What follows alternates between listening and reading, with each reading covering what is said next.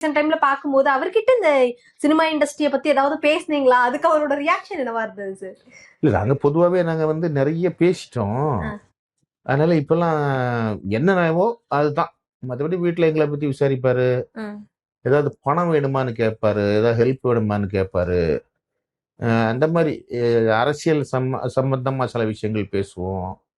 அவ்வளவுதான். மத்தபடி நெறைய பேசிட்டோம்ல. எவ்வளவோ காலமா பேசிட்டு தானே இருக்கிறோம். ஏன்னா அவருக்கு ரொம்ப பிடிக்கும். ம். அவர எனக்கு சாமி மாரி எனக்கு பிடிக்கும். ஒவ்வொரு இன்டர்வியூல சொல்லிட்டு தானே சார் ஆமாமா. இருக்கீங்க. உண்ம அது. அஜித் சாரோட இந்த குட் பேட் அக்லி படத்துல நீங்க ஏதோ நடிக்கிறதா இருந்தது அப்படின்ற மாதிரிலாம் கேள்விப்பட்டோமே சார். நானா? ஆமா சார். நீங்க இந்த மாரி வாழைத்தனம் பண்ணி ஏதாவது ஒரு அந்த ஆதார சினிமால நுழைச்சு விட்டு அப்படியா சார்? அப்ரோச்லாம் பண்ணாங்களா? இல்ல. அப்படிலாம் அந்த அளவுக்குலாம் நம்ம பெரிய எல்லாம் கிடையாது. ஆனா நீங்க யோசிச்சிருக்கீங்களா சார்? அஜித் சார் கூட ஒரு படம் பண்ணணும் அப்படிங்கிற மாதிரிலாம்? இல்ல நான் யாரு கூட வேணாலும் படம் பண்ணுவேன். அஜித் சார் எனக்கு விரோதியா என்ன? அவரு கூட ஒரு ஃபோட்டோ எடுக்க முடியலங்கிற ஒரு சின்ன கோபம் அவர் மேல. அந்த அந்த முன்னாடி சொல்லியிருக்கேன் நானு. அதாவது தூள் பறக்கும்னு ஒரு ஜீ தமிழ் அ ஷோ ஒண்ணு ஏவிஎம்ல நடந்தது.